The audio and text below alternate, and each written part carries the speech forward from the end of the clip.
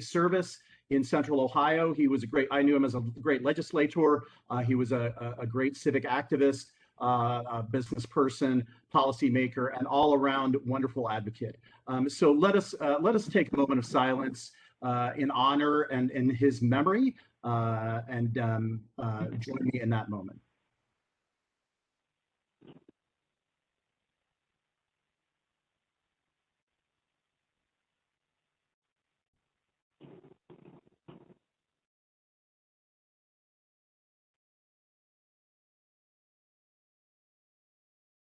Thank you.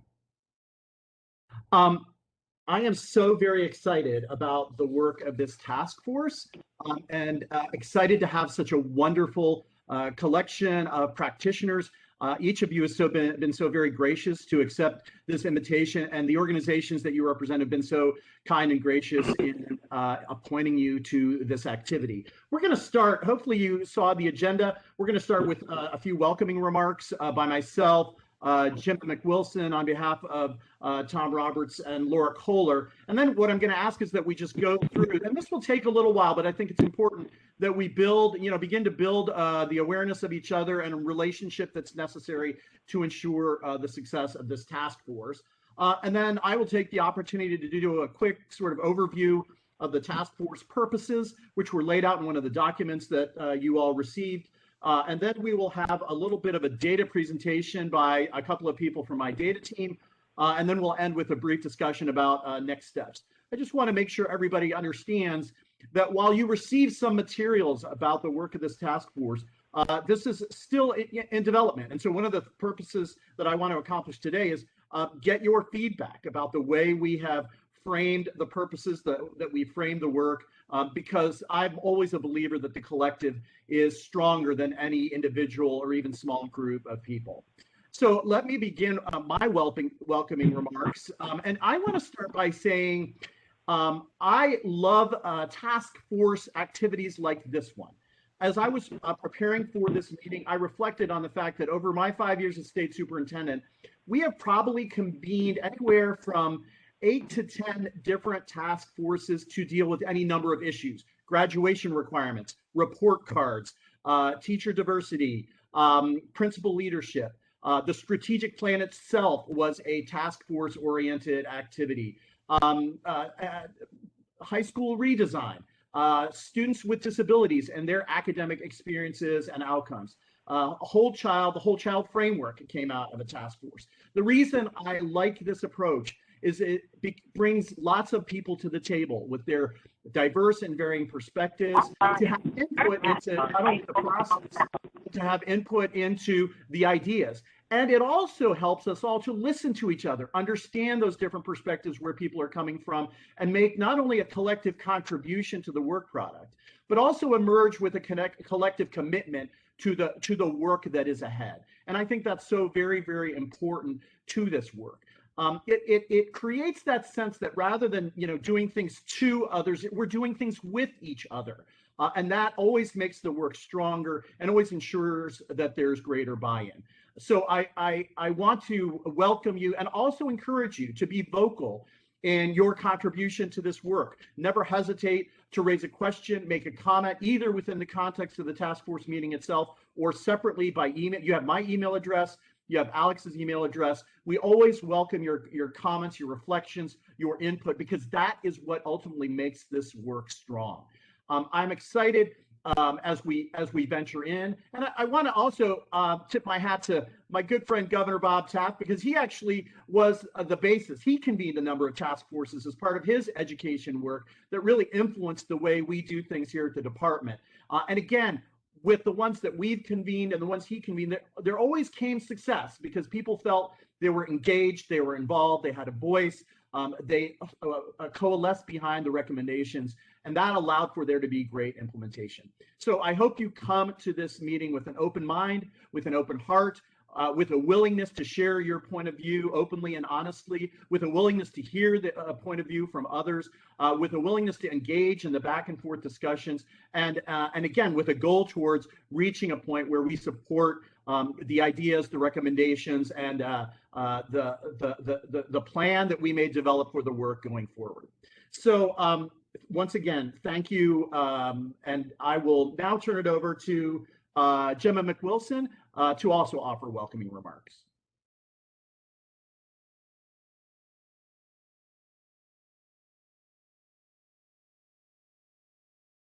Gemma, I think you're muted. I thought President Roberts did sign on. Did you sign on? Oh, he did. President Roberts, if you're there, do you want to offer welcoming remarks? He may have gone out. He was driving, so I think that was a problem. My name is Gemma McWilson. I'm the director of the Campaign for African American Achievement, co-founder of the Family Empowerment Student Achievement Institute. And I'd like to welcome everyone because this is a very important issue for us. We've had this discussion ongoing. We're very pleased that President Kohler took up this issue from a different point of view and caught heat behind it. It's important that when something like this for Black students break out, there is a need for people to understand the historical perspective. So I welcome you to this particular part of this task force. I hope you will go through the historical underpinning that we presented to the state, working with the NAACP, because it is the work that we need to do in our own communities. When President Obama first came in 2009, the first major interview that he gave was, our community needs to fix education in our community. And that was part of our process in working with them. So I welcome you. Thank you. I know it's taking time out of your busy day, but thank you. And I'll pass this over to President Kohler. Very good. Thank you, Jim.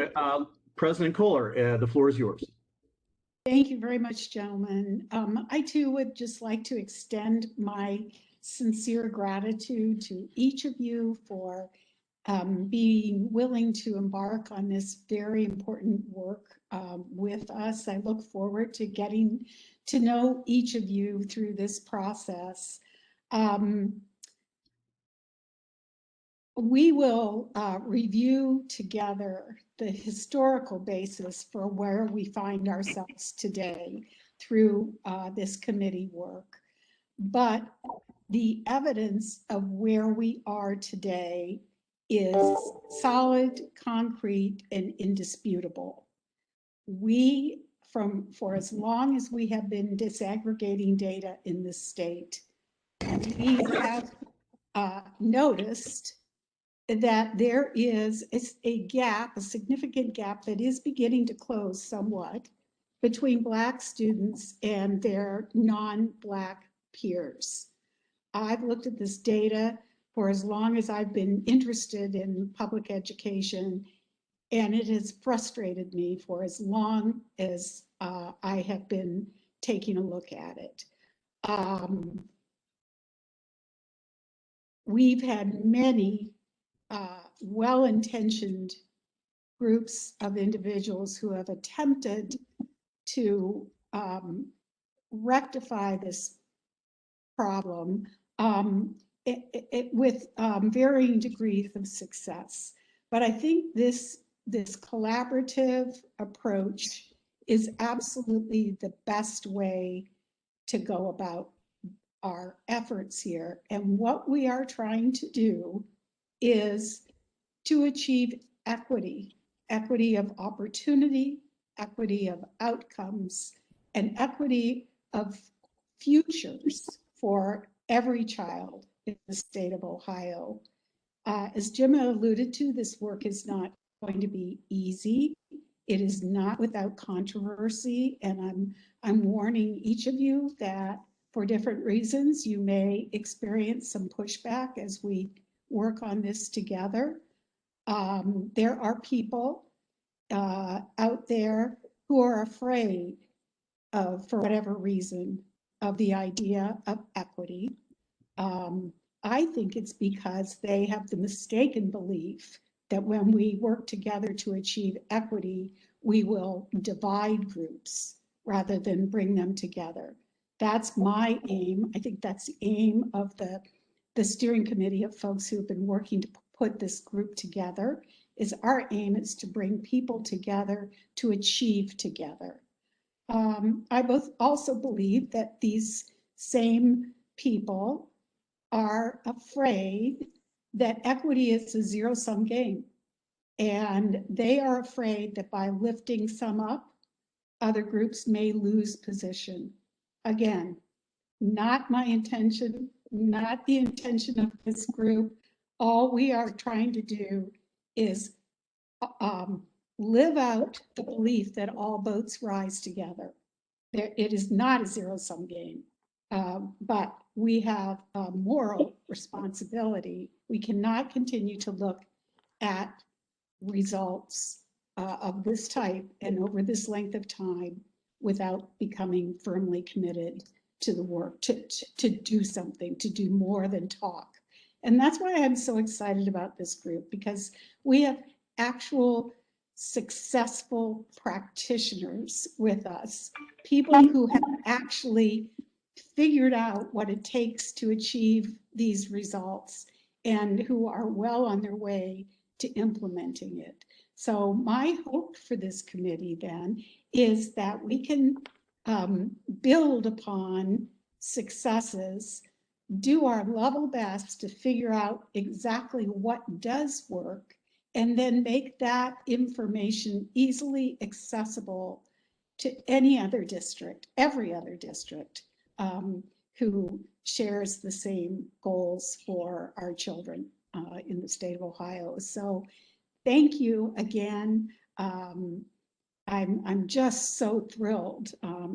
When the board passed the equity resolution back, it was in, what was it? I believe it was in July of 2020.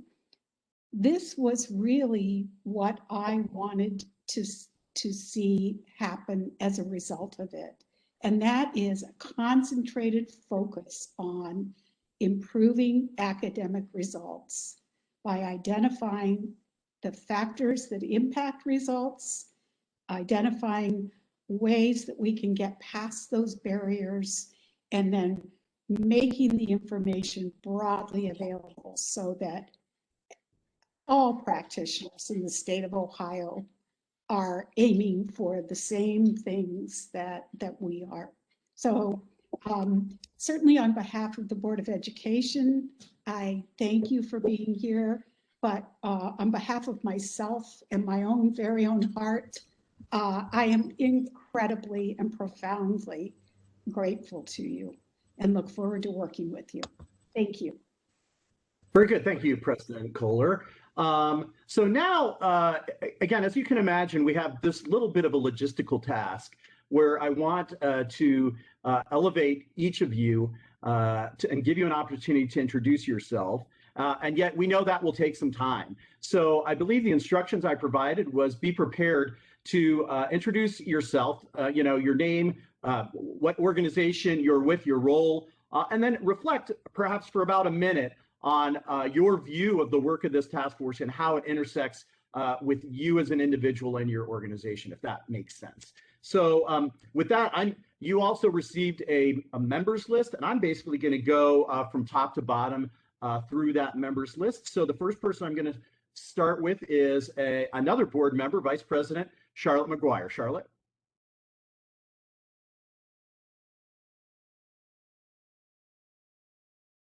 Charlotte, you're muted there. Thank you, Superintendent, and I want to welcome you all to engage in this process for the success of each child, our future. My name is Charlotte McGuire. As Superintendent said, I serve as the Vice President of the State Board of Education. This is so meaningful to me, having grown up in a segregated school system under Jim Crow South. So even though we're talking about equity, in order to get to equity, we got to have equality of opportunities, and which will have equality of outcomes. Every child needs to be viewed equally and treated equally under the law. The law was against me growing up, but there were factors, social, psychological, familiar, that helped me overcome what was in my face. So I welcome this process because I want every child to have the same opportunity that I had to be successful. Thank you. Thanks, Charlotte. Next, Merle Johnson, board member also of the State Board of Education. Merle? Thank you, Paulo. I am just thrilled through and through with the idea of this task force. As those who know me know that I am constantly advocating for all of our students, especially our students of color, because of the way the society has made it so that our students of color don't always have equal opportunities as our other students. And so it's very important for this task force to exist so that we can make sure that all of our students are successful, which all of them deserve to be. So I'm just very excited about this work, and I'm honored to be a member of this task force. Thanks so much, Merle. President Roberts, are you back on? Do you want to take an opportunity at this point, perhaps, to offer reflection?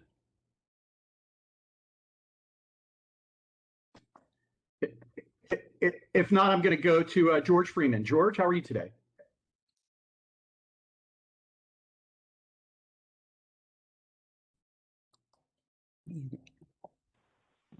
Paulo, can you hear me? Yes, I just heard you. Who is that you, Tom? Okay. For some reason, I was having trouble getting on. Let me just do a 30 seconds as Chima did. Please thank do. you all for your. This is Tom Roberts, president of the Ohio Conference of the NAACP. And on behalf of our 30-plus units across the state of Ohio, let me thank you for your acceptance of this appointment to this very important task force. There's several things. One, this task force is unique. As some of you know, I served in General Assembly, and we've looked at education from every point of view possible, but never have we looked at it from the lens of African Americans, people of color. And that's what this task force will be doing, hearing from practitioners nationally and statewide who deeply know the issues confronting our Black children. Or as one of my former colleagues, your colleagues, C.J. Prentice would say, the babies. We all take a look at the babies and what's happening to them in the classroom. And I ask you, as the superintendent said, to be open-minded, to be willing to hear some new perspectives, a new paradigm, and then at the end of the task force work, be willing to put forward some strong recommendations that will close this achievement gap. Borrowing a phrase from a famous movie, The Help, let's make sure that this issue does not skip this generation. So I look forward to your candidness, your openness, and your reflections during the next couple of months to come. Thank you for your being here today. Thanks, everyone. Thank you, Tom. Now we'll go to George Freeman. George, are you there?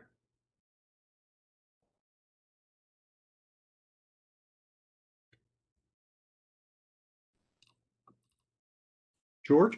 I think George is muted. Ah.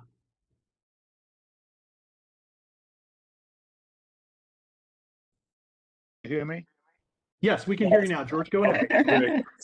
Like the superintendent said, my name is George Freeman Jr. I'm president emeritus of the NAACP Youngstown, Ohio branch. I was the president when the state of Ohio took over the school system here in Youngstown. We were the first school system in the state of Ohio to be taken over by the state. I'm glad to be working with this group because we have in this group people that have done what we are attempting to do. We have Mrs. Willian Moore, who had worked with C.J. Prentice when Governor Strickland tried to do what we are attempting to do. So she'll be able to tell us when we're getting ready to go one way, she'll say, no, that's not the way to go. We need to go the other way because we went that way 20 years ago. Then we have Mr. McWilson, who was the executive director of the Urban League in San Diego County when they sued the 8th largest school district in the country and won. So we have these kind of people on board.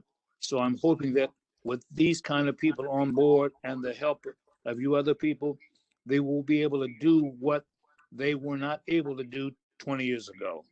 Thank you. Thank you, George. Next, James Brown. Good afternoon, everyone. My name is James Brown. I am currently president of the Youngstown branch of the NAACP. I am thankful to be working with this group. I look forward to working with all of you. My focus is something that Frederick Douglass said that it is easier to repair to build strong children than it is to repair broken men. I am currently also an educator, worked at the community college level, but also I am vice president of the Mahoning Valley Reentry Coalition. And I have documented evidence that it is easier to build strong children than it is to repair broken men. I'm thankful to be working with State President Tom Roberts, President Emeritus George Freeman Jr., and former Executive Committee member Jimmy McWilson, as they allowed me to put in my 2 cents as to what I've gone through and some of the issues that we face on a daily basis based upon the educational gap that we are experiencing here. So I'm thankful to work with everyone, and I look forward to it. Thank you. Thank you, James, and welcome. Next is Willian Moore. Willian? Good afternoon, everyone. My name is Willian Moore, and I was born in the colored section of Jefferson Hillman Hospital in Birmingham, Alabama. I am the great-granddaughter of freed slaves Ezekiel and Marianne Arthur, who lived in Kosciuszko, Cahaba, Alabama, which was the first capital of the first capital of Alabama. I'm the only child of Catherine and Jerome Edwards. I'm the first graduate from college in my family from Mary Mann's College with a Bachelor of Music degree and from Bowling Green State University with a Master's in Education. I'm a 35-year retiree from TPS, Central City Toledo Scott High School, where I started the Special Education Department, which is my alma mater. I've been a part of the NAACP for 53 years. I'm a Golden Heritage member. I'm a member of APRI, CBTU, and I co-chaired the task force for the state of Ohio along with Jimma McWilson. I'm a life member of AFT, and I'm a member of the Campaign for African American Achievement. This has a personal meaning to me because I am one of those students and stand on the shoulders of those who paved the way for me to be successful. This task force is historic. It's historic from the standpoint that I have lived to see this. And I get emotional because I know what those children are facing because I too had to face it. So I am honored to be on this task force. I was on the task force with CJ.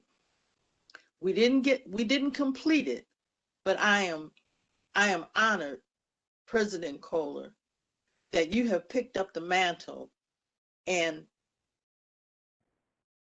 President DeMera, we will take this over the finish line. I thank each and every one of you, and I feel honored to be on this esteemed committee. And we are honored to have you, Willian. Thanks so much. Next, Dr. Riva Cosby, Superintendent of Trotwood Madison. Dr. Cosby, welcome so much. Thank you very much. As everyone has said, I am so excited and I am honored to be on here as a superintendent. This is my second superintendency in a district that is low socioeconomic status. And so we have these issues that are impacting our urban children. So I wanted to just tell you a little bit about myself so that you could see it is also very personal for me. Right now, currently, I am a participant in the Equity Leadership Institute, so I'm dealing a lot with equity issues I'm a member of the Diversifying Educator Workforce Group, because we know that that's something important also. But one of the things that's really exciting for me this year that I'm working on is being a board member of Each One Reach One. And that's about making sure our Black children at least get to their first birthday. Who would think that that would be a concern? But it is a concern, and it's not happening like it should. I am from the South as well, not as far down as Alabama, but I'm Virginia. And when I was growing up, I started out in segregated schools, and I lived through integration. And we will talk about this, I am sure, as we go through the history, but it has not all been good. And we need to talk about what lessons are learned from things that were good when schools were segregated, the care, relationships, whatever, and things that sort of went awry, when we did integrate schools. But I want to tell you that you can be successful. I'm the second of 5 children. We're all doing well. I did get my doctorate from UD, and I was allowed to attend the University of Virginia, one of the first Black females. Like, I was in maybe the second, group of 4, like, class that actually went there. So I know that our kids can do it. I'm so excited as well. I look forward to engaging in this conversation because we're going to make it work for our kids. Thank you. Thank you, Superintendent Cosby. Superintendent Dixon from Columbus is also supposed to join us, but I don't know if she's on. Superintendent Dixon, are you on by any chance? Very good. I'm going to go next to Donna Eakins from Diamond Oaks Career Center. Donna, how are you? Doing well. I wanted to make sure I unmuted before I started talking. Yes, we can hear you beautifully. Yes. I will say you do have me down as Diamond Oaks, the Dean of Instruction there, and I will be there for about 5 more days. I am moving into the role where I am now the Director of Student Services for Great Oaks. So I will be working with the entire district of Great Oaks Career Campus. To tell you a little bit about me, I grew up in the greater Cincinnati area, went to Princeton High School because everyone from Cincinnati always tells their high school. However, I was surrounded by educators my entire life. My great-great-grandmother was actually a teacher in obviously segregated schools, all the way down to my mother was a teacher and an administrator. And so I always heard all the stories of when schools were segregated and what happened. And then being in education now, this is my 31st year. I kind of took it from where my mom was up until now.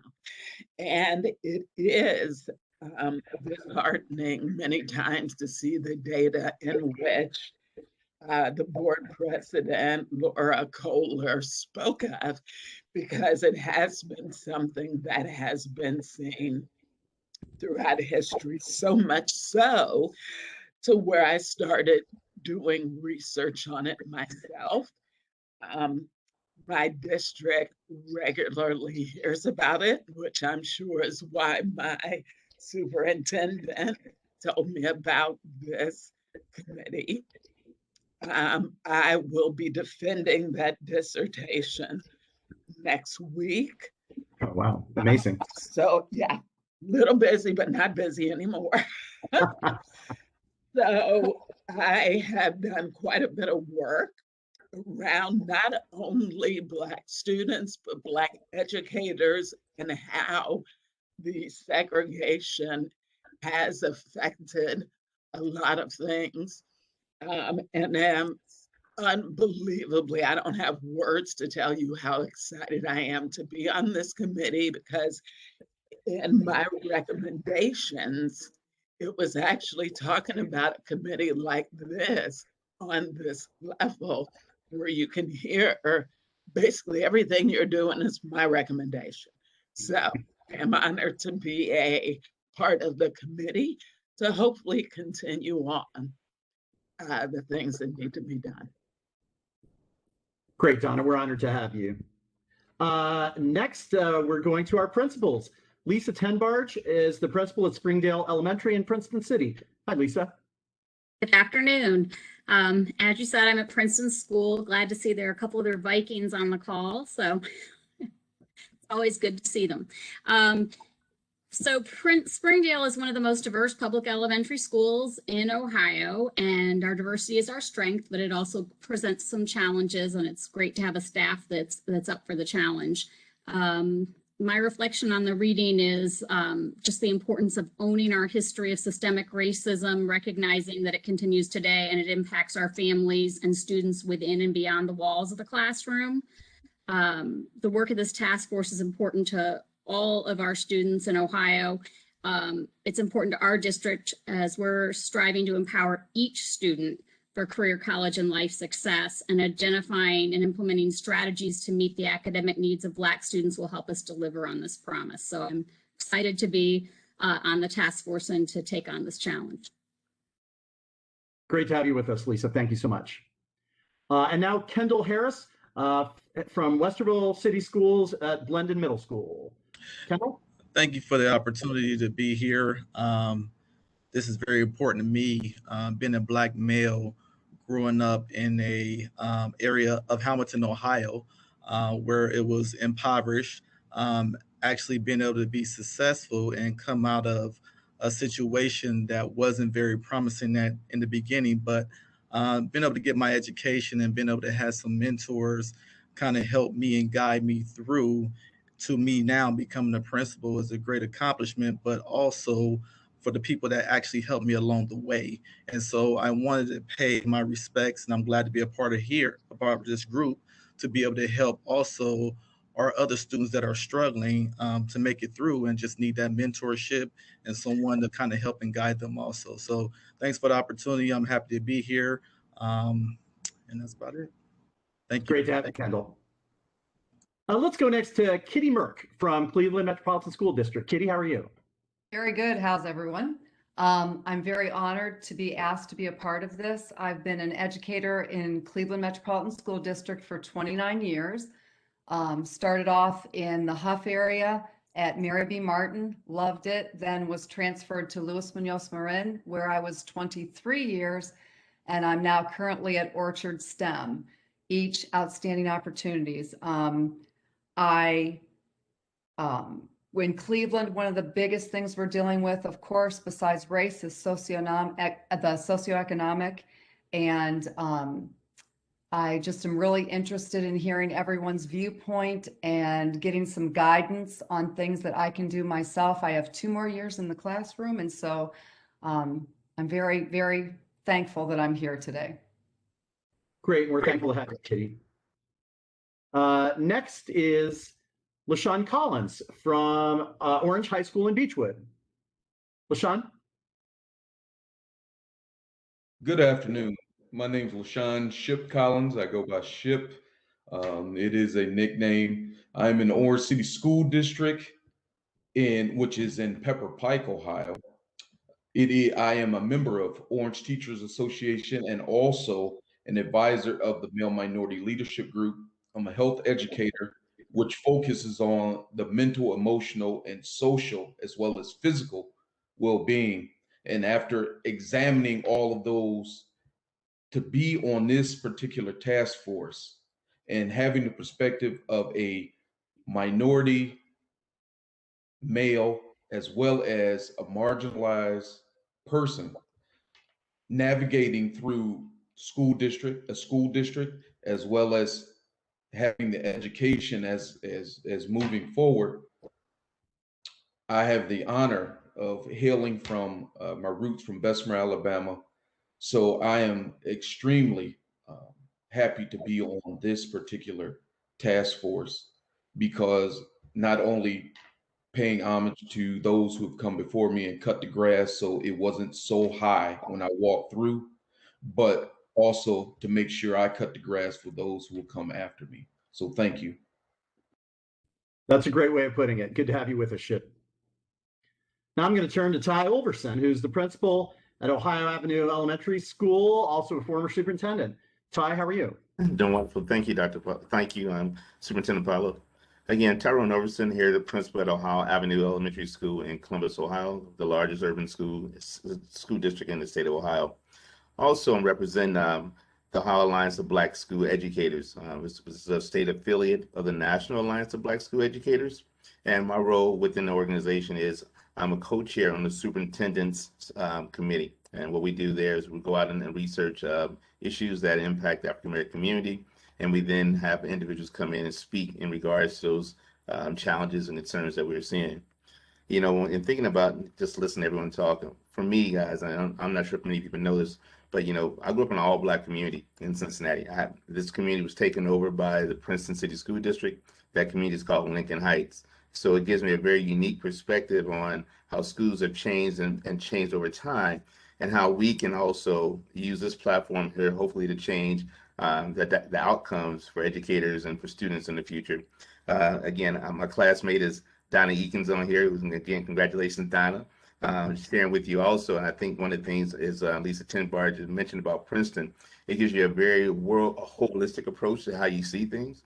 So I'm actually working on my dissertation as well. And right now my dissertation is focused on perceived factors to diversify student recruitment, enrollment, and retention in an open enrollment advanced placement course. Because we know when you hear about advanced placement, you don't see minority students in that class. Where I was a superintendent in Finneytown, over 40% of the students are enrolled in advanced placement classes, and many of those students are now Black and brown students. Thank you. Thank you, Ty. Now I want to turn to our community school representative, David Taylor. David, how are you? Good, sir. Hopefully you can all hear me. I've been having some technical issues. Can you hear me?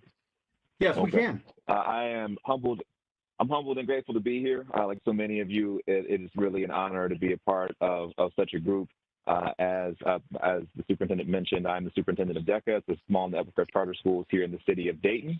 I'm also, in addition to that, an equity coach for Learn to Earn and the Montgomery County ESC. So I've been working with a number of school districts, including Superintendent Cosby's district, to ensure that we are creating systemic solutions within our schools to support all children, but specifically children of color. And so this work, as it is from so many of you, is deeply personal for me as well. You know, I'm originally from Pennsylvania. I can run you through my background, but I'm the father of 3 Black boys.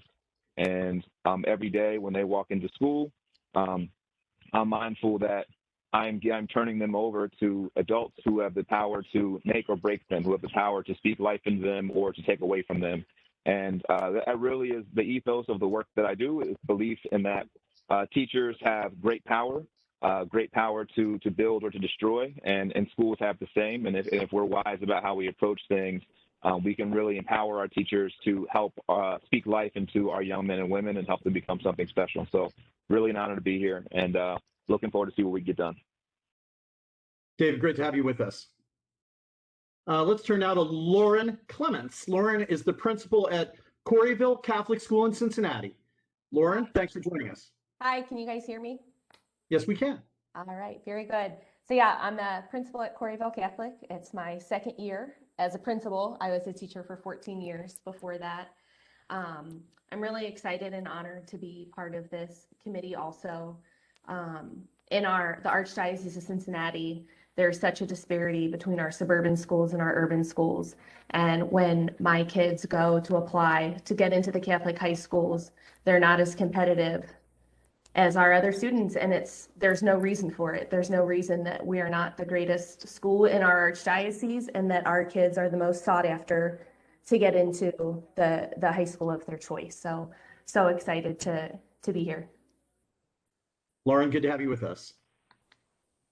I'm going to turn now to local school board member Tracy Mitchell from Warrensville Heights. Tracy, how are you? Good afternoon. How are you? I hope everyone can hear me. Yes, we can. As President DeMario said, I am board president of Warrensville High City Schools.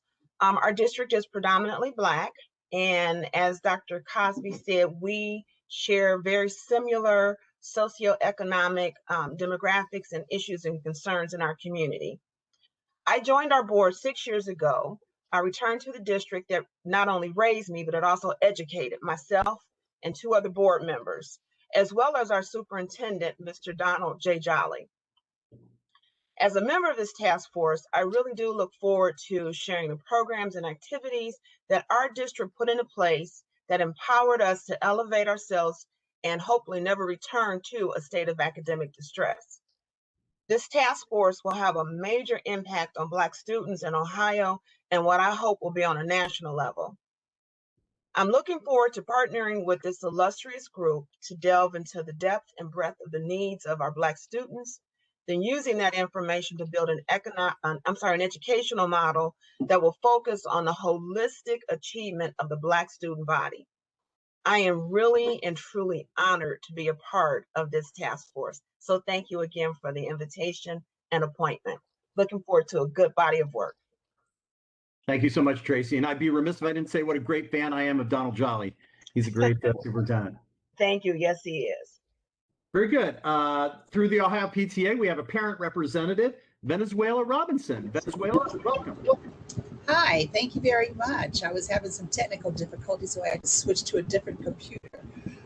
Anyway, good afternoon. My name is Venezuela Robinson, and I'm a parent of 2 African-American males and was an exceptionally active parent in the Bedford City School District, just down the road from Warrensville, to ensure the biases against Black students were minimized and equity prevailed.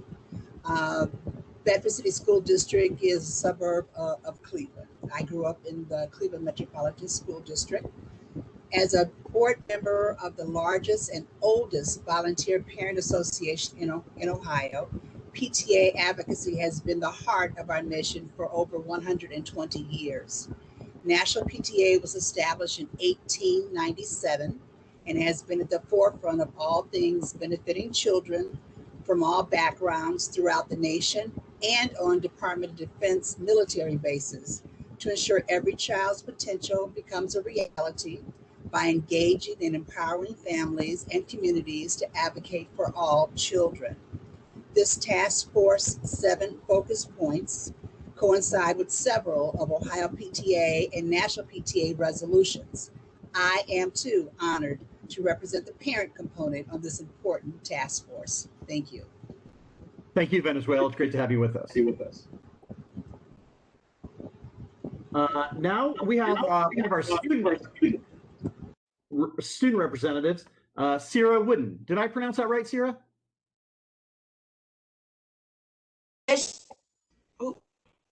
Yeah, you pronounced it right. Great. How are you? Welcome.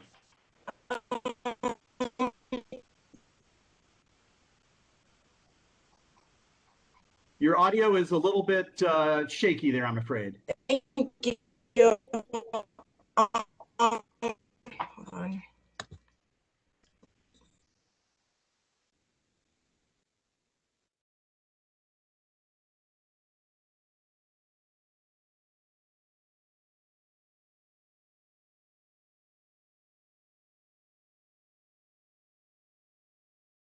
I don't know if we lost you.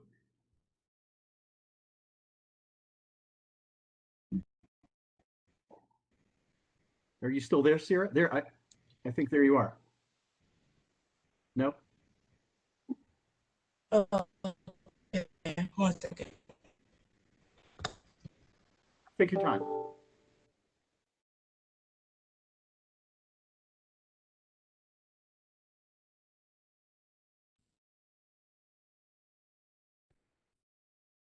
If all else fails, you could call in by phone if you would like to choose that option.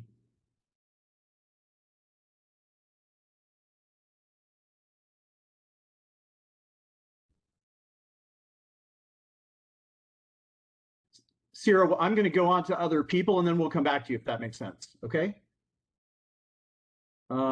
We also invited Santaja Douglas. Santaja, are you on?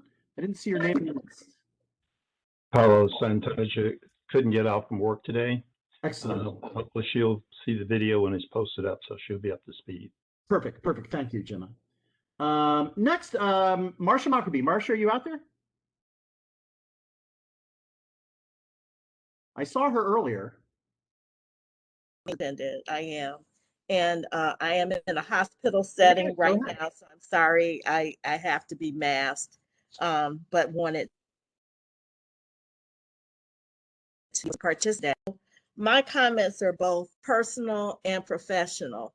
On a personal level, I attended Collinwood High School in the late 60s, along with late Congresswoman Stephanie Tubbs Jones. And at the time, I want Black students in that building. And so we arrived there with parents marching and saying, you know, that for us to go home. And so that was a very traumatic for a teenager who really didn't understand coming out of her own community and going to another community to go to school anyway. But this is what my father said to me. I cried and said, why can't I go back to my school in my area? And my father said to me, "Cut you here. That's the very reason that every day I will bring you, put you inside the door and come and pick you up, because there's something here that is important for you to receive."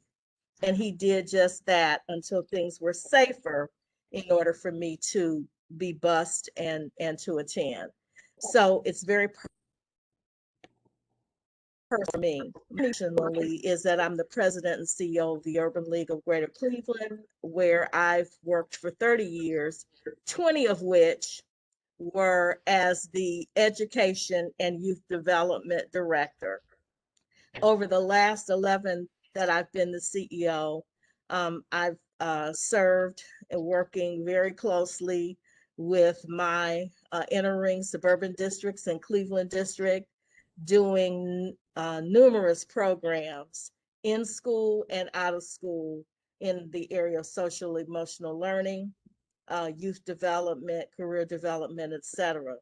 And I can tell you that we're very excited about a new institute that we've stood up at the Urban League of Greater Cleveland called the Equity and Excellence in Education Institute.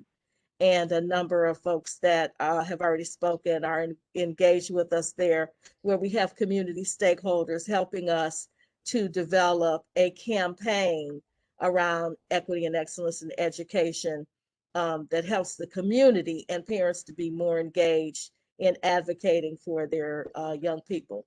The final thing I'll say that our city of Cleveland and our county has declared racism as a public health crisis.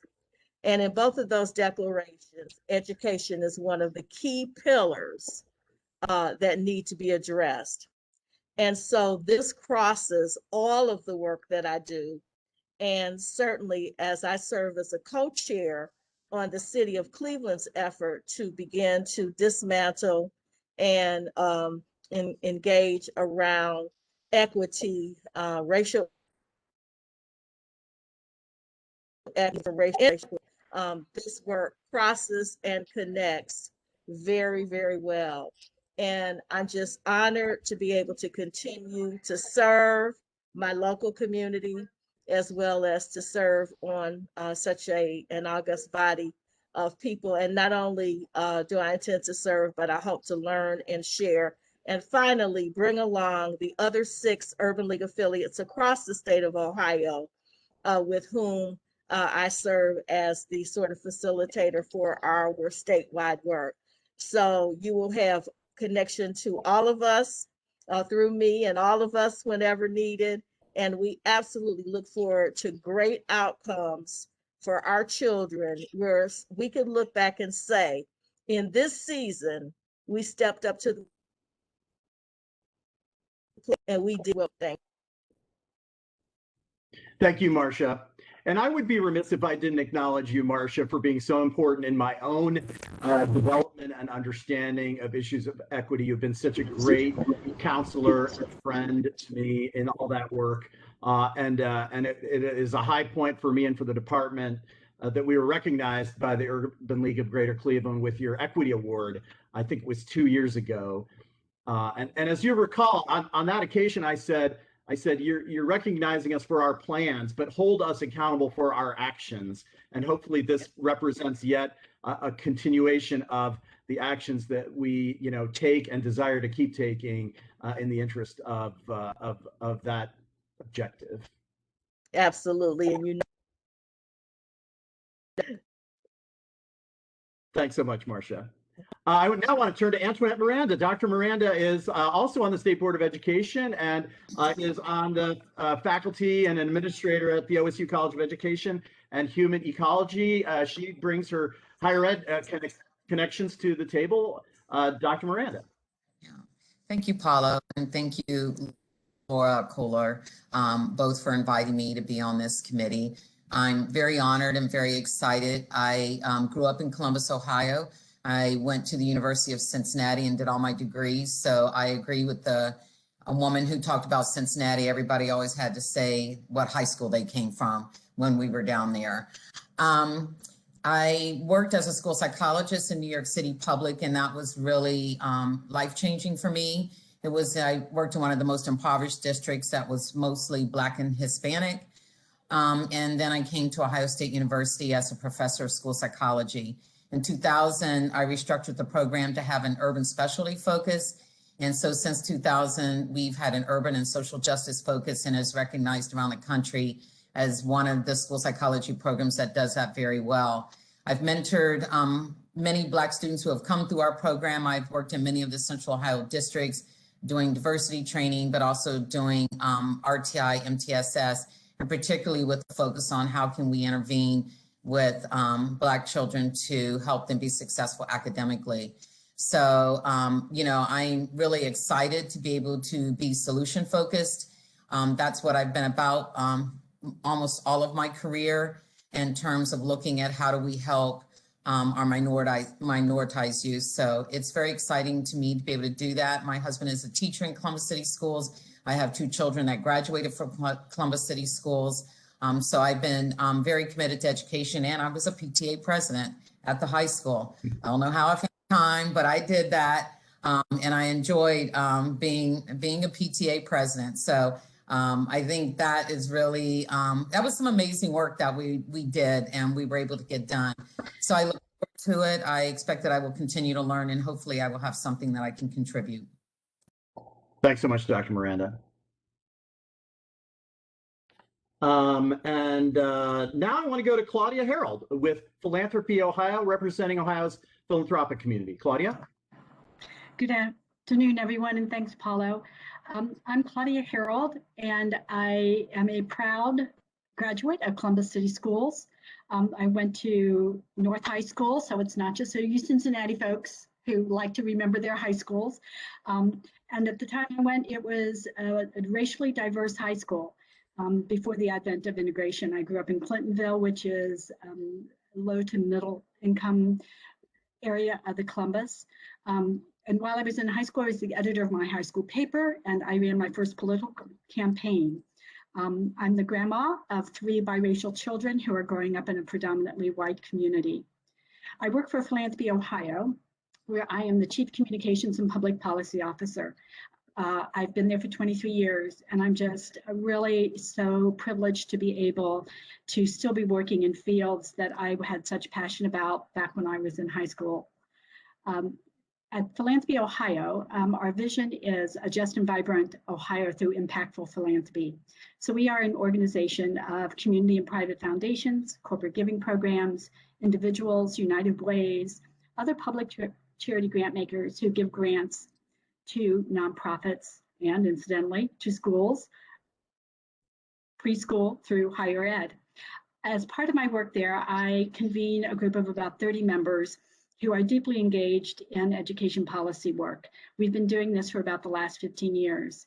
And that work began at the same time that we began our work in diversity, equity, and inclusion. From the board level, making a commitment that has grown throughout the succeeding years to really provide that equity lens as we look at what positions we will take, what policy reforms we might suggest at the state level, not only in education, but also in health, in tax reform, in the US Census and redistricting. So all of our policy work and funder education efforts are aligned with equity as a core principle of all of our work. When I was so excited to hear about the formation of this task force, and then I saw the list of people who were on it, and I was quite humbled. I am the only one of you, I think, who does not bring that expertise and deep lived experience in education, other than as a student, the PTO president, and the mom of 3 children who have gotten them successfully through their public school and postgraduate secondary training. So I'm really glad to be here. Great, thank you so much, Claudia. So I want to go back to Sierra Whidden to see if, Sierra, are you able to introduce yourself?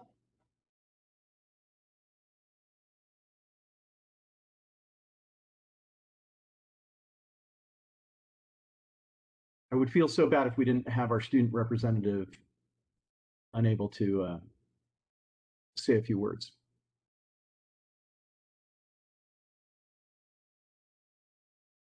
Well, I'll reserve the right to have her engage at any time during the rest of this meeting. So have I forgotten everything? I think we've gotten through the list. You all did wonderfully, keeping us on time.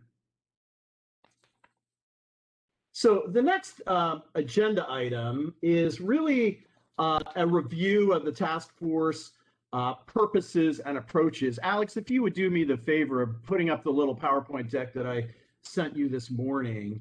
And those of you members, you should, the contents of this PowerPoint was really pulled from the document that I sent you first, which was really the document that was sort of the introduction and purposes. And this contains the 7 purposes, but I want to reflect a little bit just to give you some background. And you should have seen, and hopefully you clicked on the links in that document, first and foremost to the strategic plan for the education system for the state of Ohio, because it was in that plan that the state board and the department and the collective stakeholders that were involved in its preparation really renewed the education community's commitment to equity. And so if you haven't read Each Child, Our Future, I would commend it to you. I would encourage you to read it. And to recognize that one of the core principles of that body of work is equity. And equity forms a through line. So as you look at each of the strategic areas reflected in that report, you will see discussions about the equity implications, the equity impacts that relate to each of those strategies. And that really sort of has formed a driving impetus around the work of the department, around the work of the board. Time and time again, we come back to the state strategic plan. And I've always been heartened to see that many, many schools and districts across the state also refer to our state strategic plan as it guides their work.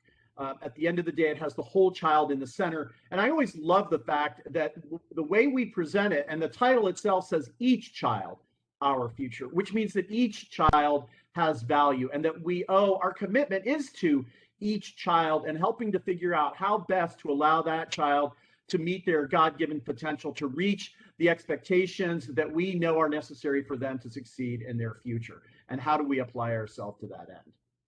I also hope, and it was reflected in that introduction set of that paper that I sent out, that you took a chance to read the board's resolution to condemn racism and to advance equity and opportunity for Black students, Indigenous students, and students of color. That is also a defining document in terms of the board's position and hence the department's position and commitments to addressing issues of racism. And that too, as Laura Kohler so eloquently put it, really forms the foundation. And this work is directly derivative from that work. At the same time, I want to echo what she said and just make it very clear that the intention of this work has nothing to do with creating shame or blame or guilt or resentment.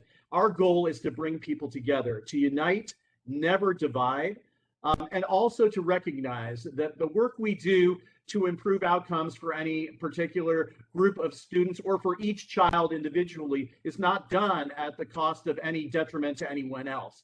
that it's not a zero-sum game, that we can, because we see it happen all the time, that we can improve educational outcomes for all students and ensure that every student can maximize their potential as part of our system. We also, create a commitment to recognizing and respecting local control, which is well established in the state insofar as it drives curriculum choices, instructional practices, and the professionalism of teachers. We know that there's no one size fits all. Every community gets to set certain parameters that relate to the education experience that they want to provide to those communities, and we are respectful of that and will be during the course of this work. So I want to now turn to the various purposes. And here too, I want to remind you that while this represents the thinking of a group that is called the Process Oversight Group, this is a small group of people that is really helping sort of lay out the journey that we are on, not making decisions behind the scenes, but making decisions about how we go from meeting to meeting, what's the kind of information that we want to hear. But you all are very important to those decisions as well. Your voices are important, your opinions are important, your ideas are important. So as I review these purposes, I want to make sure you understand that this is still open to your comments, your perspectives, your enhancements, and so forth and so on. And I want to take this opportunity to remind you that there is a hand-raising feature as part of this WebEx platform. If you take your cursor, for those of you who are working off computers, and you put the cursor over your name should always be at the top of the participants list. If you want to make the participants list appear, go to the bottom right-hand corner and you'll see the word participants. Click on that and the participants list will appear, and your name is usually the top one. And when you mouse over your name, you will see a little hand that's there, and you click on the hand and that raises your hand, and it will move you on my list to the top so I can see you and recognize that you have something to say. So again, feel free to experiment with that functionality, and I will call upon you to raise your hand from time to time if you have any particular comments. I'm going to go through these purposes. Again, there's 7 of them, but it shouldn't take me too long. And then I want to transition to going over the data slides that have been prepared that I sent out to you sooner, because I think that's the other thing that informs our work. It's the realities that appear when we look at the data, the achievement gaps, the discrepancies between Black students and their non-Black peers. And that's what motivates us, what drives us, because we know we can do more justice by those students and we can help them achieve to greater levels. So the first purpose is really this notion, and it's captured in the title of the task force, is this idea of best academic and non-academic practice models. What are those things that happen in schools that have shown that they can close the achievement gap, that they can do justice by meeting the needs of all students? What are the strategies and actions that they take that are successful and that can really make a difference? So that's purpose number 1. The second purpose is related to that.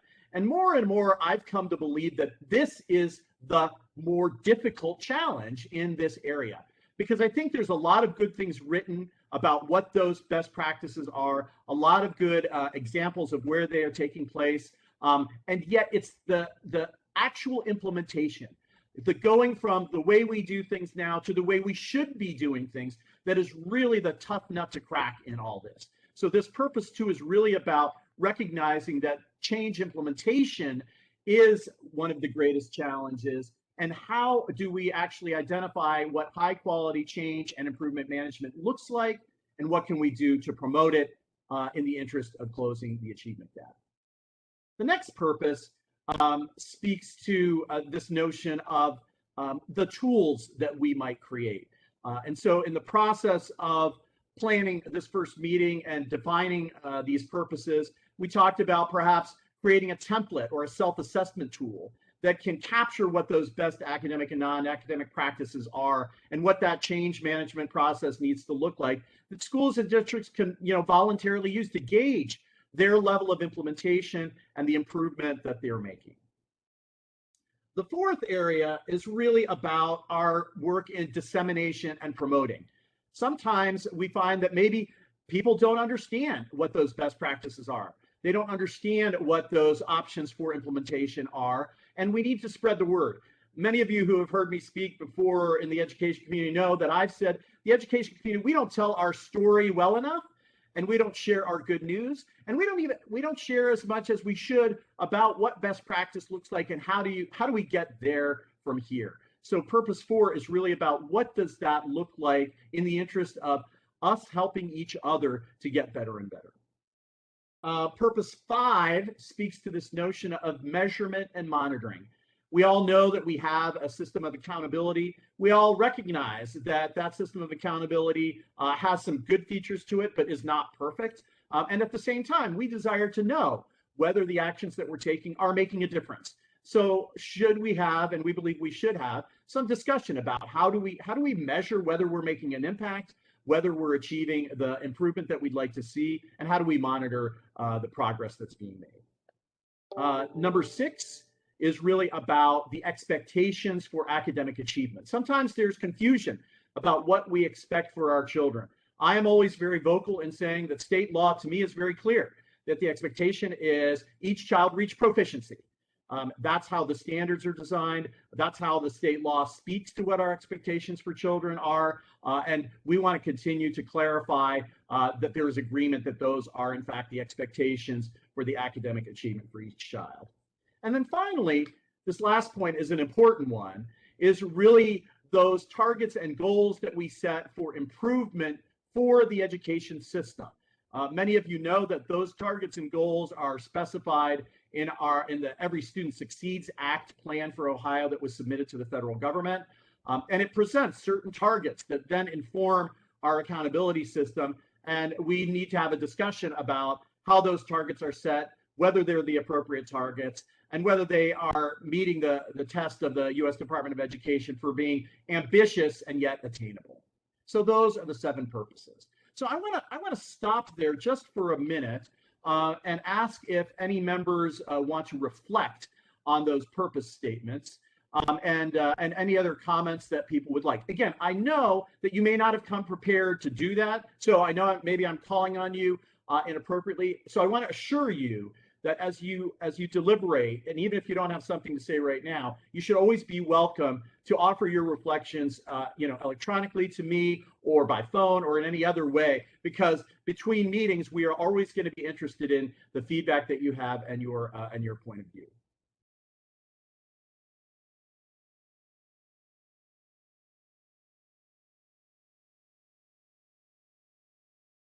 And again, I hope, and I always know that at the first meeting, people are always a little hesitant to talk, but I know that as we build our relationship, people will become more forthcoming. So Ship, I see your hand. You want to share a comment or observation? Yes, ladies and gentlemen, as I read through those seven points, those purposes prior to the meeting, I really thought because there's so much there to unpack, so many variables, that I said, wait, well, maybe we're going to divide the task force up and we're going to have 4 look at this one and 4 look on that one.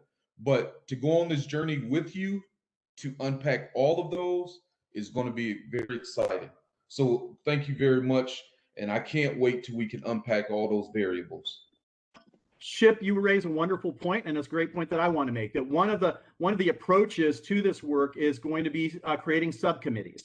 So it could very well be that what you say, we decide, hey, this measures piece, let's assign 3 or 4 people to kind of focus on the measures piece, or the dissemination strategy, let's put a little group together. And sometimes those subcommittees might also pull in people who aren't necessarily members of the task force, but could bring value added to the conversation. So I'm so glad you raised that point, because it allows me to offer that reflection.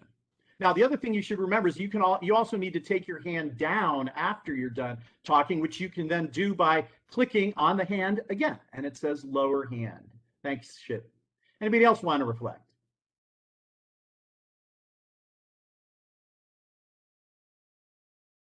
Yes, can you hear me? Yes, please. Is that you, Willian? Yes, my hand is raised, but I can't see anything. So I'm going to put my hand back down and go back to. Perfect. Yes, and all members should never hesitate to just chime right in, because this is a pretty manageable group. Go ahead, Willian. Okay, well, When I got the I thought our task was for best academic practices, and then I see best academic and non-academic practice. So explain to me the non-academic practice, because I thought this was going to be for best academic practitioners and practices that are currently in existence now. Right, and actually it may be better to have some of the educators on the phone speak to that a little bit. I think what I've come to learn is that in order to situate the school environment, in order to amplify the impact and allow students to really benefit from the academic practices, schools and districts also need to be attentive to some of the non-academic issues. I heard several people mention social emotional learning. I'm sure people deal with all kinds of family engagement or tutoring. Do any of you want to reflect on the linkage that you all see between the non-academic and the academic practices? Go ahead, Superintendent Cosby.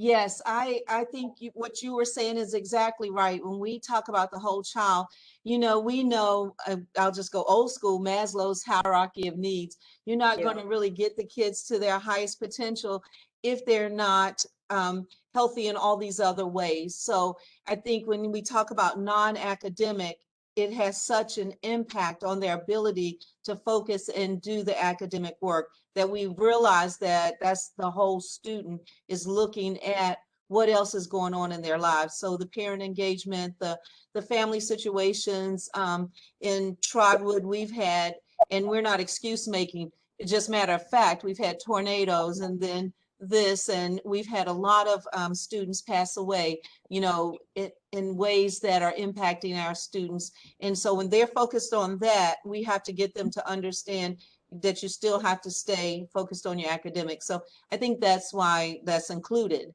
and it makes a lot of sense. Yeah, and I also want to clarify that doesn't mean, the ultimate objective is the academic achievement of students. Let's not ever miss that point. That is the ultimate objective. And so it can't be that we meet other needs, but then those don't necessarily contribute to that academic achievement. And so I think we always have to keep that perspective and point of view in mind. I see Merle Johnson raising her hand. Merle, you want to weigh in? Yeah, I can't get my hand to raise over here officially, so that's why I'm using my own hand. I appreciate that. Thanks, Merle. I just wanted to refer us back to our strategic plan and our definition of whole child, and which I use all the time. I think it's so appropriate. And we say the whole child is safe, they're healthy, they're supported, they're challenged, and they're engaged. And if we have those 5 components, then, as you said, that will lead to our students being successful academically. So I just wanted to use that definition of whole child from our strategic plan, Each Child, Our Future. Thanks, Paulo. Thank you, Merle. And I also see Kitty Merck's hand. Kitty, you want to weigh in? And piggybacking on what Merle just said, my earring just fell out. Wait a minute. This year of COVIDity is what I call it. I have seen my kids struggle so much. And in fact, while we started this meeting, I just found out about 2 more of my students at school. So I've kind of been off, but we need to really address what has gone on with our kids, our families. I've had parents texting me at 8 o'clock at night just to be heard. And teachers, I'm going through it myself. We really went through a lot this year. And I don't even think so many times we've stuffed our feelings. Just like, okay, we got to get through, let's help the kids. I think it's universal. We need to add this into this task force. It's a reality what we went through this year. Great, thanks, Kitty. Any other questions or comments on purpose? And again, you can follow up after the fact when you've had a chance perhaps to process a little more. So with that, I want to make just a reference to some of the other materials I sent out, and then we'll turn it over to Heather Boughton to do the data presentation. You also received what was called the Task Force Review Materials, and there was an accompanying timeline document that came a little bit afterwards. And this is a recapitulation of some of sort of those historic touch points in Ohio history that relate to Black student education. I hope you found it helpful to you. Your assignment, if you weren't able to perceive that from the text of my email, was to read through each of those. We tried to make sure, and I tip my hat to Jim and McWilson for helping us with this, and for in some ways authoring the whole thing. Smaller, digestible things that you could read to understand some of those different critical points that have had that impact. And so I commend that to you and to your reading, but I will open it up to see if anybody has any questions or observations or need any clarifications in terms of those particular documents. And if people feel like there's a value, oh yes, go ahead. Paulo, I would just like to say that reading is crucial. And if the people on this task force have not read that material, then that's not good, because they definitely need to understand from the beginning until now what happened, when it happened, and basically why our kids were behind from day one and are still behind. Absolutely, totally agree. And if people would like to have a more robust either presentation or discussion about the history, and again, I tip my hat to Marsha Maccabee, who helped my own journey in more deeply understanding history. We can do that if that is the will of the task force. Any other comments? You done. Go ahead, Vince. One of the things that I found very interesting, because much of the history I knew, but I did not realize that it took Ohio 135 years to ratify the 14th Amendment. That was absolutely insane. That they took that long. Little known facts. Yes. All right, very good. What I'm going to do now is turn it over to Heather Boughton and Eben Dowell, who are two amazing individuals on my data team who have put together PowerPoint slides that speak to what does the data tell us? I felt like our first meeting, we should anchor ourselves in that aspect of the work. And so Heather, take it away. Thank you for that very kind introduction, Paulo. And good afternoon, everyone. I really appreciate the opportunity to be here with you all today. And as several others said earlier during introductions, I feel humbled to be here with all of you and thinking about all the work that you are all doing. I sincerely hope that my team can help contribute to the work you're doing here by sharing data that will inform your conversation today, but also into the future. And I'll be joined by my colleague, Eben Dowell, who will introduce himself momentarily. We've put together a lot of data.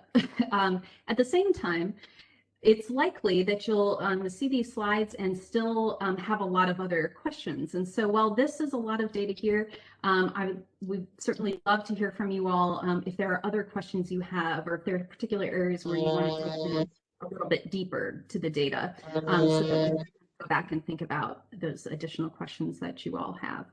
And then the last thing I want to just say before we kick this off is that this is all state level data. And certainly we know that there are differences across districts. So there are many areas where the data may actually be a little bit worse in some districts, and many districts where it's actually looking better. And from those districts, we can learn what they're doing to support their Black students. With that, I will go ahead and turn it over to Eben to get us started on talking through these slides.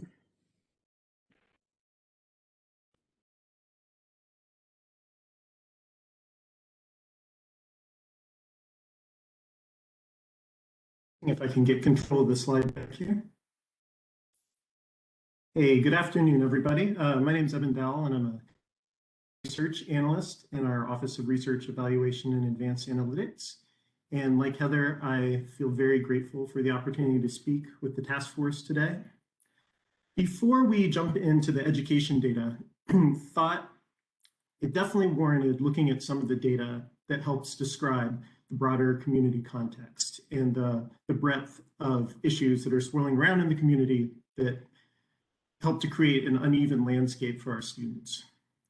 So in terms of poverty, Black children are 3 times as likely as white children to be experiencing poverty. That's 39% of Black children, which is pretty disheartening. School readiness. Black children are 2 times as likely as white children to enter kindergarten at the lowest KRA level, which we call emerging. And that's about 1/3 of Black children enter kindergarten at that level. Black children are disproportionately justice involved. While representing only 16% of youth overall, Black children represent 56% of incarcerated youth. Health outcomes.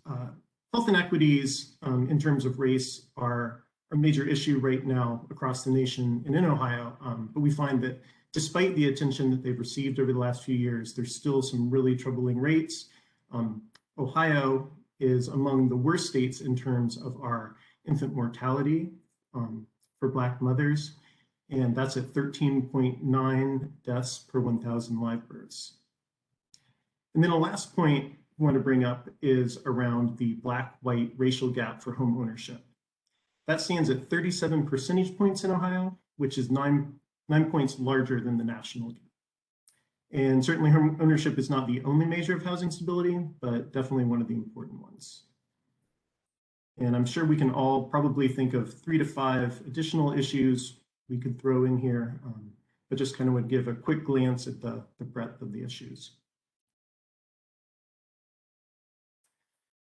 Enrollment in Ohio is still predominantly white. We have in the 2020 school year, 68.7% of students identified as white non-Hispanic. But of the 1.7 million students in Ohio public schools, over 250,000 are Black, representing 16.5% of students overall. Ohio also has right around 100,000 multiracial students. And we know from the census, from the American Community Survey data, that we can venture about half of these students have a Black parent, so probably another 48,000.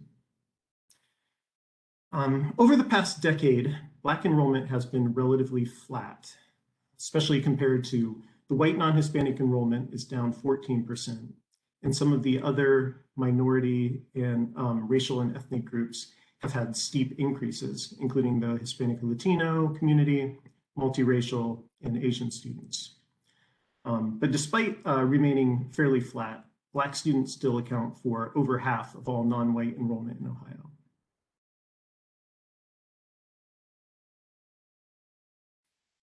The Black student population is rather concentrated in Ohio. We find that just 6 counties account for 80% of all public Black enrollment.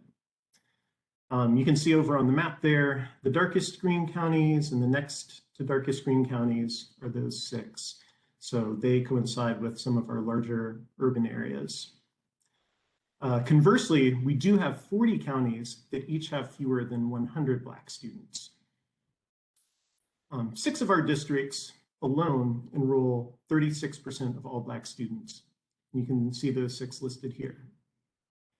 And part of what that concentration means is that over half of all Black students are attending a school that is majority Black enrollment. It's about 54%. We found that Black students are also 5 times more likely than non-Black students to enroll in a community school, one of our public community schools. But interestingly, they're slightly less likely to be enrolled in online community schools, known as e-schools. Most Black students, about 71%, attend a school with very high economic disadvantagement. And here we're defining economic disadvantagement as 60% or higher ED for the school.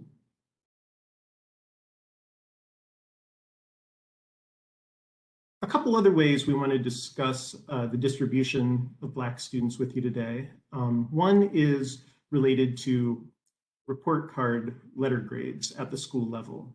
These were last assigned back in school year 2018-2019. And based on those grades, we see that about 55% of Black students are enrolled in a school that last received a D or an F on their school report card, while only about 16% are in a school that received an A or a B. And if you look at the blue bars, which represent all other students, these distributions are quite different. The non-Black students are much more likely to be attending a school that last received an A or a B on the report card.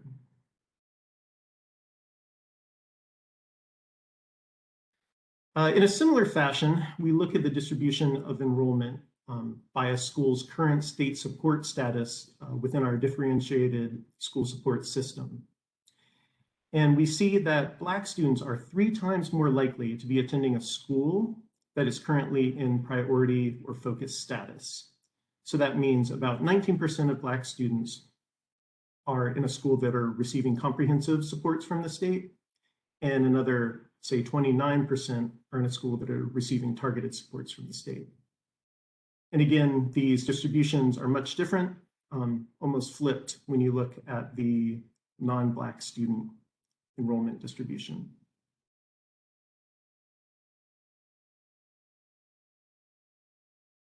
This slide displays several different statuses for Black students, with the circles roughly denoting the relative percentages of the Black population. Some of these I think are somewhat surprising.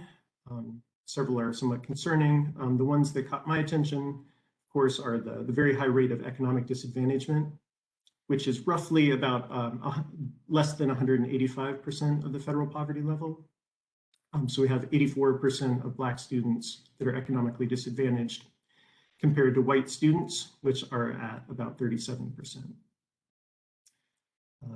Gifted identification and gifted service, the low rates for Black students are pretty eye-catching, and also the disparity with white students. Students with disabilities, about 1 in 5 Black students are identified as having a disability, and that's almost 5 percentage points above white students, and that disparity is reflected in national data as well. One positive point that caught my attention was I did not realize that CTE participation among Black high schoolers was as high as it is for Black students, and yet that still also lags a little behind white students.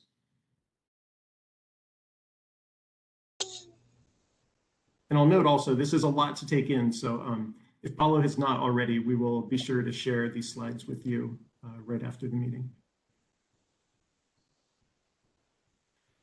We talked with our Office for Exceptional Children leading up to this meeting, and they've done a whole bunch of work when it comes to disproportionality for students with disabilities along several different lines of student subgroups. And they recommended highlighting these issues for starters. Ohio educators are 2 times as likely to identify Black students as having an intellectual disability, to place Black students with disabilities in more restrictive settings, to remove Black students with disabilities from the classroom for disciplinary reasons. And Ohio educators are 3 times as likely to identify Black students as having an emotional disturbance, and to discipline Black students with disabilities through expulsion.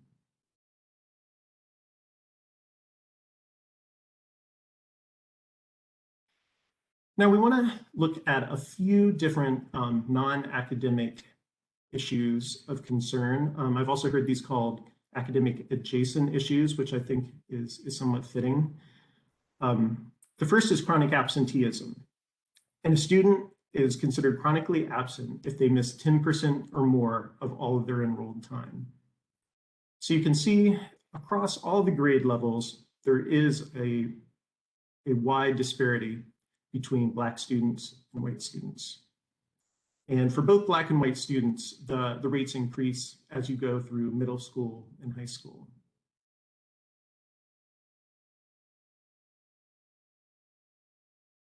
A second issue where we see some similar trends is student mobility. And here we define mobility as a student attending an LEA, meaning a district or a community school, for less than the full academic year.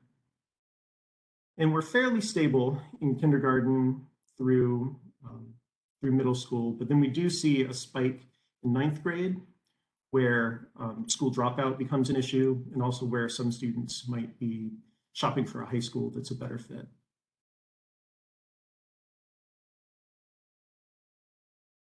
And the third academic adjacent issue we want to point out are disciplinary incidents. And this is per 100 FTE. And just to mention that FTE is full-time equivalent. So if a student is only enrolled in the state for half of the year, they would count as a 0.5 in these tallies. And here's where we see, I think, some of the most drastic and disturbing disparities, which you can see get larger as students move into middle school and then into high school. And it's such that when Black students are in middle school, we have about 1/3 of all students that have a disciplinary incident. And you can see that the definition down at the bottom here, we're not just talking about like simple office referrals. These are in and out of school suspensions, some suspension alternatives, or expulsions or other removals from the school.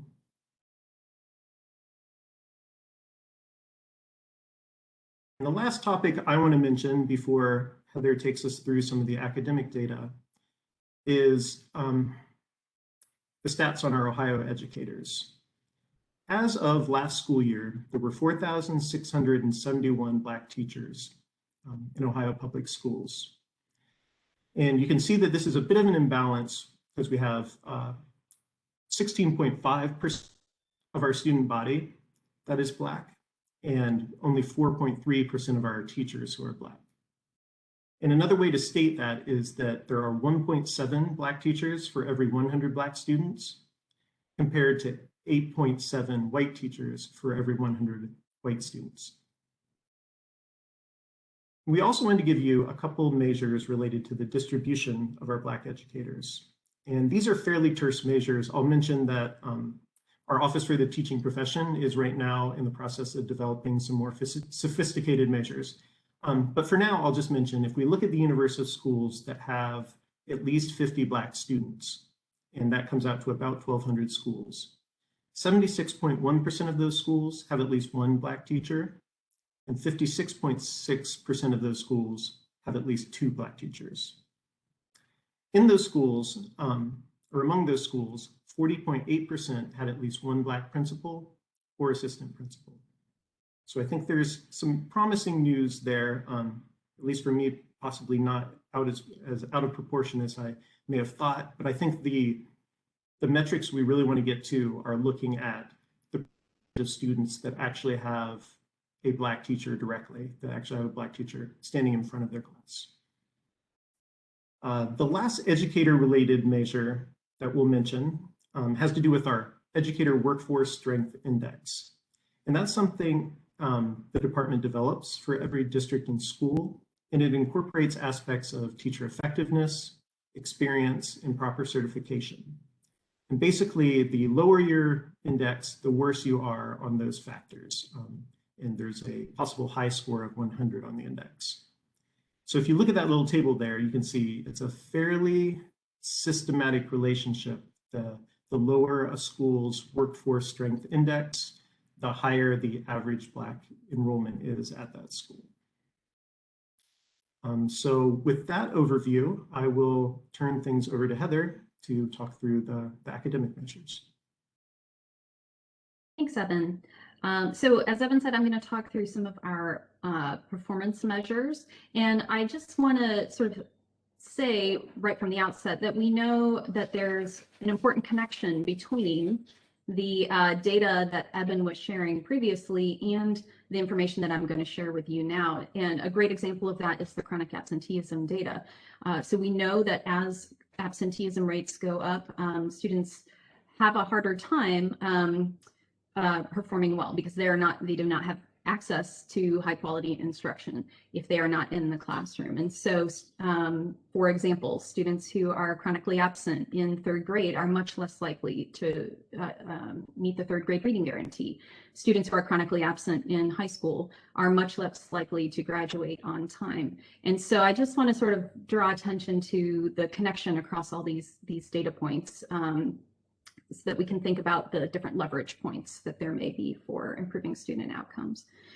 This slide here provides data on all tested subjects and grades and breaks the data out by performance levels. And you can see here that Black students are disproportionately represented among our basic and limited performance levels.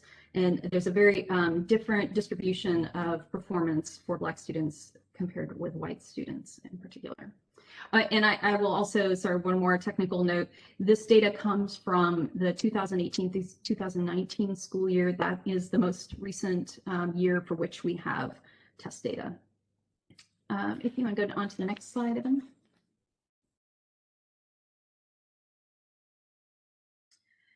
So in English language arts, by grade level, we see about a 30% gap between white and Black students in terms of proficiency rates on these tests. That's roughly the same across grades, although certainly there's some variation. And then if you go to the next slide, the same is true. You see the same pattern for proficiency rates in mathematics.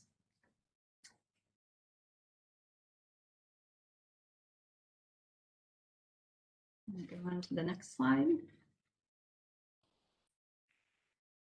The data from the previous 3 slides showed you static single year data. We did also want to take a look at change over time, because there are some positive signs here. If we look at the change between 2017 and 2019, we do see a lot of improvement for Black students' performance on our ELA proficiency, our ELA state assessments. And in some cases that increase is bigger for Black students than it is compared to white students, with some exceptions in grade 6 and high school ELA where in fact performance went down. And if you go to the next slide, you'll see similar pattern here where we see positive signs of change for Black students in terms of performance on math assessments. And so the only thing that I would sort of want to call attention to here is the rate of change. And it's something that we need to pay close attention to.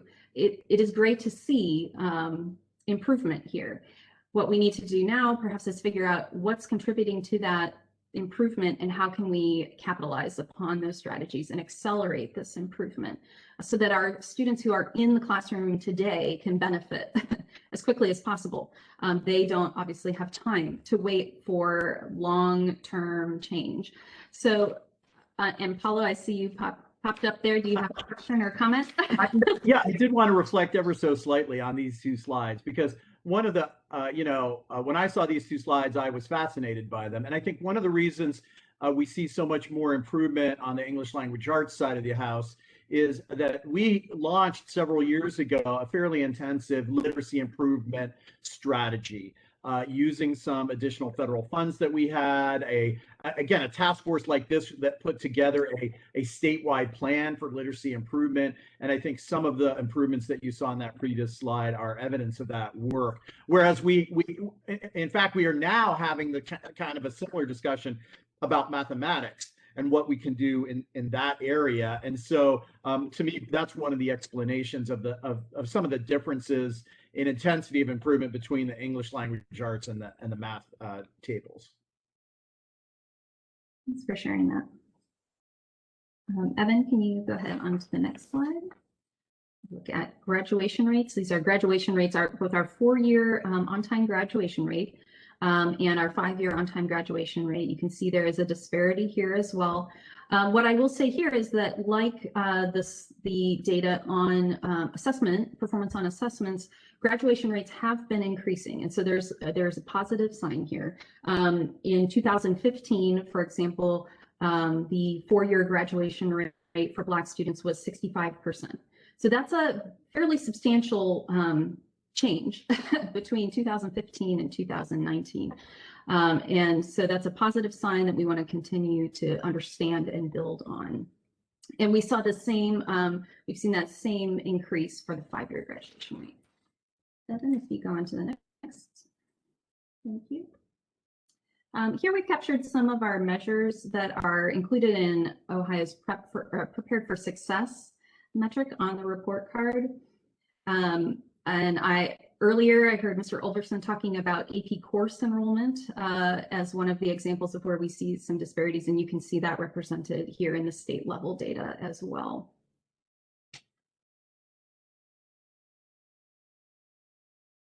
And then next, this is our last data slide, really looks at post-secondary outcomes. And so we see that there is a difference in terms of how many or what percentage of our Black students enroll in college within 2 years of graduating compared to white students. And I just, one thing I wanted to say here was that, you know, we often hear this explained away in terms of student aspirations. But what we know based on national research is that that's really not the case. That is not the explanation for this data, and that most students, regardless of race or ethnicity, indicate that they do want to go on to college. Most high school students are interested in pursuing careers that would require a college degree. And so what we're seeing here in the data is not about necessarily about what students are choosing to do, but potentially around what barriers there may be, what barriers they may face in pursuing their dreams and their goals. And then I also wanted to note here that we have also shared the data on the percentage of students who graduate from college within 6 years. And we know that across the board for all students, many students who enroll in college do not go on to finish their college degree. But you can see that the rate or the percentage of Black students who go on to finish college is much lower compared to white students. And so that too points to this idea that there are barriers facing our Black students, preventing them from completing those degrees that we'll certainly want to address. And that that is the end of our slide deck here. I think there might be one more slide, but it may just say questions on it. And as Evan said, that is a lot of data to throw at you here. Hopefully it is a starting point for good conversation. And as I said before, we're happy to dig in deeper to any one of those data points or to discussion that could be supported by data that wasn't represented here today. So we'd love to hear your questions and thoughts about information that would be helpful to this group. Thank you. Thank you so much, Evan and Heather. And also, I will express an interest because many of you who are practitioners look at your own localized data, and there are stories there too. I am always the first one to recognize that state data always lags. You know, I always say data at the district and school level comes first. State level data is lagged by a year. Federal data is lagged by 2 years. And so if you all have your own data routines that you look at that help shine light on phenomena that you're seeing, we'd love to have an engagement around that. And it speaks to one of our purposes, right? What data should we be looking at that helps us gauge whether we're making a difference and whether we're making change. The other thing I'd like to point out is I think I'm a big fan of graphs, of maps, and because I think it shows where things are happening. And sometimes looking at graphs by district and by, you know, whether it's performance index or improvement measures or what have you, also tells a very important story. So your ideas for that. Now, what I want to do, I want to pause for a minute. So hold your questions because Alex tells me that Sarah Wooden has resolved her sound problems. And so Sarah, can you introduce yourself and tell us a little bit about your perspective on this work? Hi, my name's Sarah. I was having some technical difficulties earlier, but Great, I'm a 10th grader. really well now. Thank you. I'm a 10th grader at Whitehall Yearling High School. It's in Whitehall, Ohio. And I'm a representative of student council and a lot of other things. And I just came here to basically be a voice for Black students in the education system. And I feel like this is a really good opportunity to speak up for others. Very good, Sarah. Thank you so much. And again, it's incumbent on all of us. Students sometimes feel intimidated in a setting like this. And so first we have to recognize that. And then we also have to recognize that we should amplify and ask Sierra, without making her uncomfortable, to share her point of view as we engage in these conversations. Sierra, thank you so much. And it may very well be another aspect of our work, in addition to the subcommittees that I talked about, was some additional stakeholder engagement. So Sierra and the Ohio Association of School Leaders may help us put together groups of students. And I know certain districts are happy to do that as well. Although we're going into the summer months, which will make that a little more complicated, to again, get that student perspective front and center in the work that we do. So if you have some comments on the data, raise your hands. I'm going to start with Gemma. Gemma, you have your hand raised. Go ahead. And Paul, I'm on the phone, so I want to be recognized next or soon. Yes, very good. Gemma, do you want to start?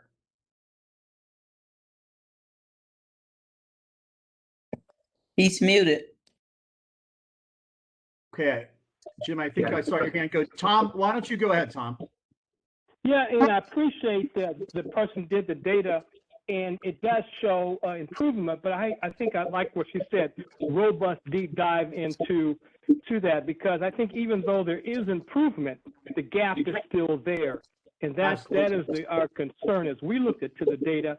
So I think that's probably something that we need to come back to make sure that we recognize that improvement has been done, but the history that Chairman has laid out for us to read says that the gap has been in Ohio for years and centuries, and the gap is still there. So even though African American children are improving in some of those areas, the gap is still there.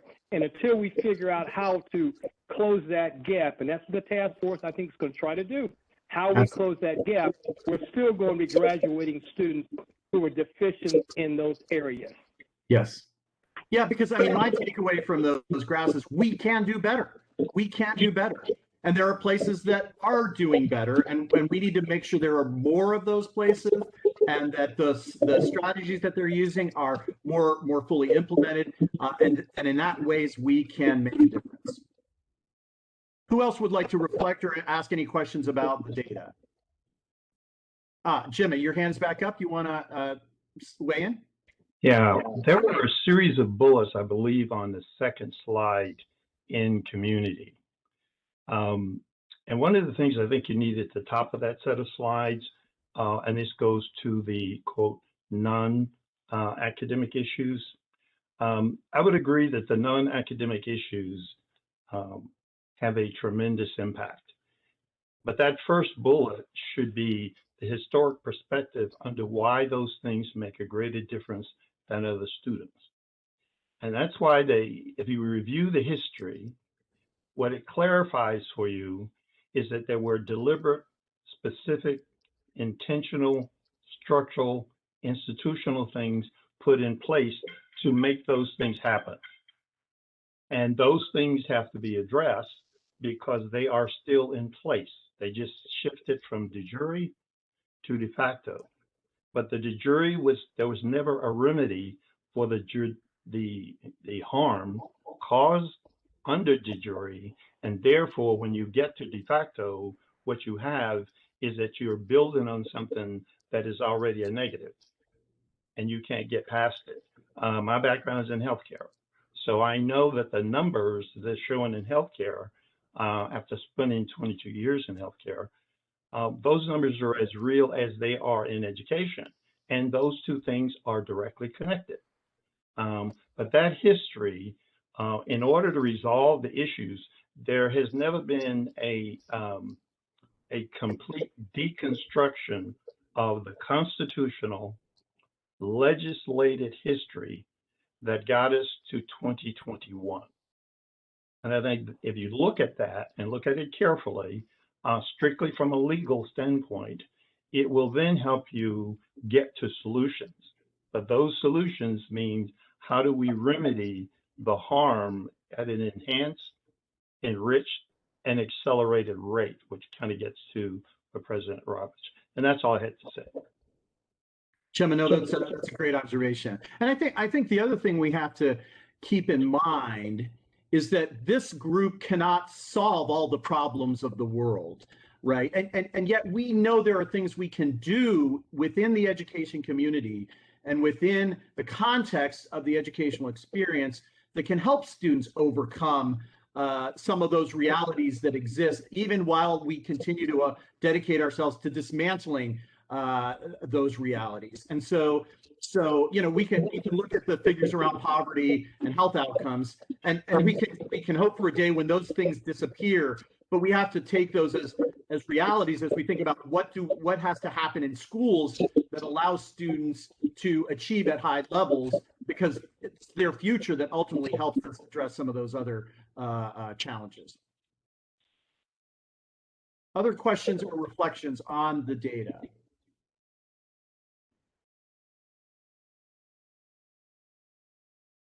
Well, it's hard for me to believe that we have 7 minutes remaining. So I am now going to give you a little bit of a homework assignment, right? First and foremost, if you didn't have the time to read the review list, please take the opportunity to go through that. That will be very helpful to you.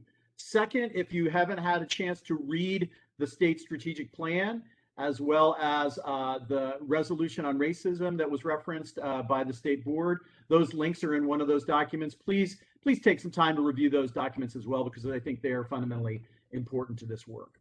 One of the things that we're thinking ahead to the next meeting that we'd like to do is invite some national experts who are doing good work in this area. The first one that comes to my mind, and it probably comes to many of yours, is Education Trust. They have a wonderful set of resources that speak to all the different aspects of what a true equity-focused school, the different dimensions of that kind of activity. So I think it will help inspire us. In fact, I may send out some links and ask you to kind of review some of those materials ahead of time. But I would also welcome your ideas and thoughts. I've never found that when I ask educators for, who is your go-to about what best practices might look like, what your thoughts may be. We're also likely going to want to hear from some practitioners, most certainly in Ohio, but maybe elsewhere, that again, help us begin to coalesce around what are the framework, what's the key components of those best academic practices that we are looking for. Because one of the, I always think, like, what's the end in mind? Somehow this group is going to issue a report and it's going to say, here are some things that Ohio ought to do, and it's going to speak to those purpose statements that we had. So we're going to have to talk about measures, and we're going to have to talk about what those best academic practices are, and we're going to have to talk about what change, what implementation management and how to effectuate change, what that looks like. So each of you may have your own set of experts or readings or go-to resources for that, and we want to gain from your collective knowledge. So be prepared to help offer those kinds of ideas forward.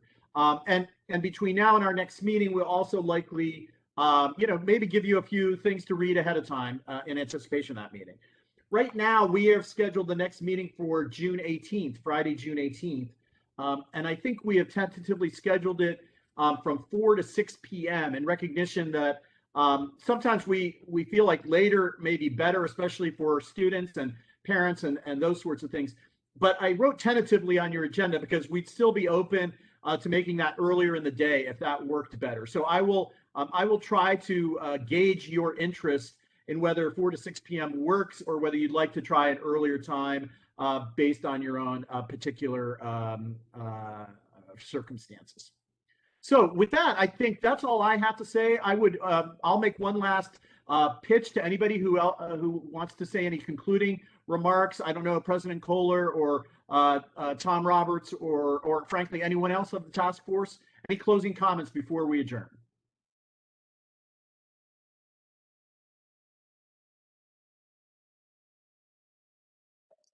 Well, Paulo, this is Laura. I hope that you are leaving here today with a sense of optimism and excitement about the work we have in front of us. I hope that you have an understanding for the passion and the commitment with which the board and the department are are intending to pursue this work. We're so grateful to you again for being willing to invest in our students across Ohio. I think what we were able to accomplish today, besides starting to get to know each other, and frankly, I'm just blown away by the experiences and the talents and the knowledge that we have gathered in our little virtual room here. But in addition to that, I think that we have, through that PowerPoint, if anyone was wondering, is the need real or is the work important? When you have that much data presented in that fashion, it simply leaves no room for doubt or equivocation. So, you know, Paula, load us up with reading material. I'm happy to do it. And I just look forward to seeing everybody again on the 18th. Thank you.